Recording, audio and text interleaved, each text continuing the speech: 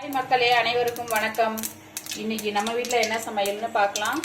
ஒரு சூப்பரான ஒரு மத்தி மீன் தான் நம்ம செய்ய போகிறோம். ஃபஸ்ட்டு கடாயை வச்சுட்டு அதில் நல்லெண்ணெய் ஒரு 50 கிராம் அளவுக்கு நான் எண்ணெய் ஊற்றிருக்கேன். அடுத்து கடுகு போட்டிருக்கேன்.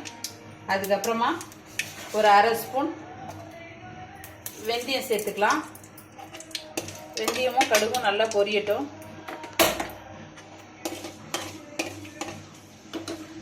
நல்லா பொரியட்டும். அதுக்கப்புறமா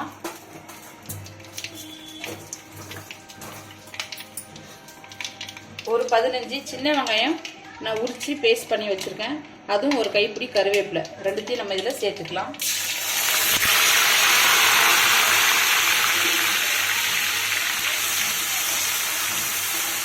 மேலே தெரிக்கும், கொஞ்சம் பக்கத்தில் இருக்கும்போது பார்த்து கேர்ஃபுல்லாக கொஞ்சம் சமையல் பண்ணிக்கோங்க. ஏன்னா புதுசாக சமைக்கிறவங்களுக்கு கொஞ்சம் ரொம்ப பயப்படுவாங்க.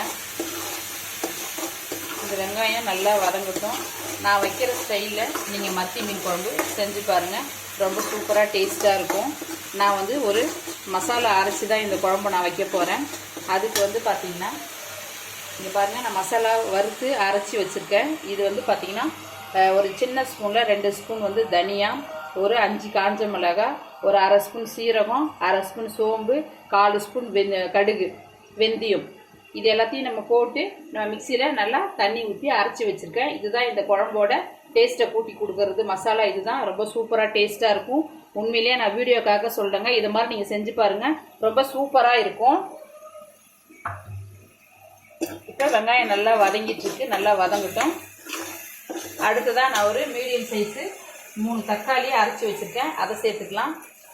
மீன் குழம்புனால எப்பயுமே வந்து புளி தாங்க அதிகமாக இருக்கணும், தக்காளி கம்மியாக தான் இருக்கணும். நம்ம மற்ற குழம்பு செய்யும்போது புளியை குறைச்சிக்கணும், தக்காளியை நிறைய சேர்த்துக்கணும். அப்போ டேஸ்ட் உங்களுக்கு ரொம்ப சூப்பராக நல்லாயிருக்கும். ஆனால் மீன் குழம்பு பொறுத்த வரைக்கும் எப்பயுமே வந்து தக்காளி கம்மியாக இருக்கணும், புளி அதிகமாக இருக்கணும். கொஞ்சம் நல்லா வதங்கி வரட்டும் தக்காளி. வெங்காயம் தக்காளி நல்லா வதங்கிடுச்சு. நம்ம அரைச்ச மசாலாவை இது கூட நான் சேர்த்துக்கிறேன்.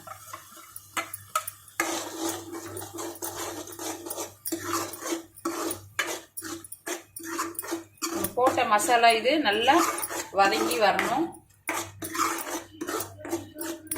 நல்லா வதங்கட்டும். அப்போ இப்போ இது கூட ஒரு அரை ஸ்பூன் மஞ்சள் பொடி சேர்த்துக்கிறேன்.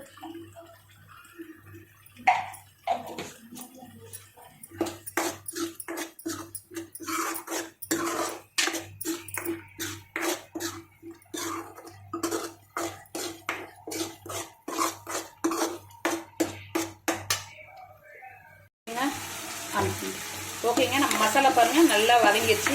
இங்கே பாருங்கள், நம்ம ஊற்றின எண்ணெய் எந்த அளவுக்கு மேலே வந்திருக்குன்னு சொல்லிட்டு இந்த ஸ்டேஜில் நம்ம வீட்டில் சாதாரணமாக அரைச்ச குழம்பு மிளகாத்தூள் உங்கள் காரத்துக்கு ஏற்றப்பறம் நீங்கள் சேர்த்துக்கோங்க.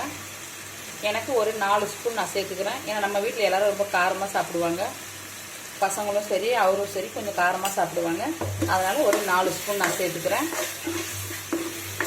மசாலா போட்டுட்டு ஒரு முறை நல்லா நம்ம கலக்கி விட்டுடலாம்.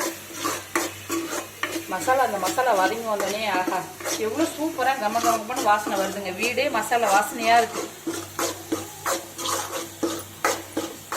இப்போது ஒரு நெல்லிக்காய் சைஸ் புளியை நான் கரைச்சி வச்சுருக்கேன், அதை இது கூட நான் இப்போ சேர்த்துக்கிறேன்.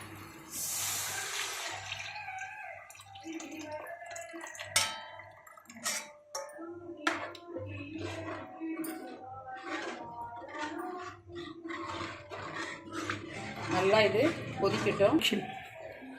இப்போ நான் மீன் மசாலா போட்டால் தான் நான் உங்களுக்கு வீடியோ எடுக்க நான் மறந்துட்டேன். இப்போ நான் என்னென்ன போட்டுன்றதை சொல்கிறேன். ஒரு 10 சின்ன வெங்காயம், அதுக்கப்புறமா வந்து பார்த்திங்கன்னா ஒரு நிமிஷம் மிளகு, சீரகம், சோம்பு, இது வந்து நம்ம வந்து உடலில் வந்து இடிச்சிக்கணும். மிளகு, சீரகம், சோம்பு இடிச்சிக்கணும். அதுக்கப்புறமா வந்து இடிச்சிக்கிட்டு சின்ன வெங்காயம், பூண்டு, ஒரு சின்ன துண்டு இஞ்சி சேர்த்து நம்ம மிக்சியில் அரைச்சிக்கிட்டு எல்லாத்தையும் ஒன்றா போட்டுக்கணும். போட்டுக்கிட்டு மிளகாத்தூள், தனியாத்தூள், மஞ்சத்தூள், ஒரு 1.5 ஸ்பூனு கார்ன்ஃப்ளவர் மாவு எல்லாம் ஒன்றா போட்டு நம்ம கலக்கி மீன் மேலே தடவி நான் மசாலா போட்டு வச்சுருக்கேன். இது நல்லா வந்து கிட்டத்தட்ட ஒரு 1 மணி நேரம் ஊறிட்டோம். நம்ம தவாவில் எப்படி வந்திருக்குன்றதை உங்களுக்கு வறுத்து காமிக்கிறேன்.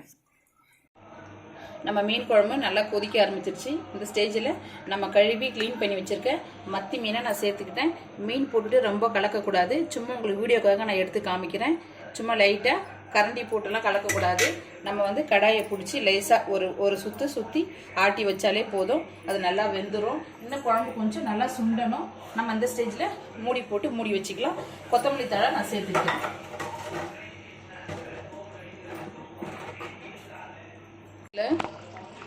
இந்த ஸ்டேஜில் குழம்பு கொதிச்சிட்ருக்கு. இந்த ஸ்டேஜில் நான் வந்து ஒரு 4லேருந்து 5 பச்சை மிளகா இதில் சேர்த்துக்கிறேன். இது காரத்துக்காக கிடையாது. குழம்பு ரொம்ப வாசனையாக நல்லாயிருக்கும். அந்த மீனோட கவுச்ச ஸ்மெல் எல்லாமே எடுத்துரும். நம்ம க்ளீனாக கழுவிட்டோம், இருந்தாலும் ஸ்மெல் ஒரு சிலருக்கு மீன் குழம்புனாலே நம்ம எப்படி தான் கழுவுனா கூட அந்த ஸ்மெல்லாக இருக்குன்னு சொல்லுவாங்க.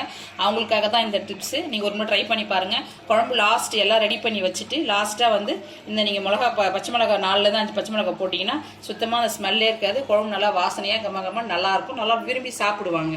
இதுனா நல்லா குழம்பு ரெடி ஆகட்டும். நான் உங்களுக்கு 10 நிமிஷம் பொறுத்து காமிக்கிறேன். இப்போ மூடி போட்டு மூடி வச்சிடலாம். அவ்வளோதாங்க, சூப்பரான நம்மளோட மத்தி மீன் குழம்பு ரெடி ஆகிடுச்சு. இங்கே பாருங்கள், சூப்பராக கமகமன்னு வாசனை சூப்பராக இருக்குது. அடுத்து நம்ம மீன் ஃப்ரை எப்படி பண்ணுறதுன்றதை இப்போ நான் உங்களுக்கு காமிக்கிறேன். அவ்வளோதான், நம்ம குழம்பு ஆஃப் பண்ணிடலாம். ஹாய் மக்களே, இப்போ நம்ம சூப்பரான நம்ம மசாலா தடவி வச்சுருக்க மீனை வறுத்துக்கலாம்.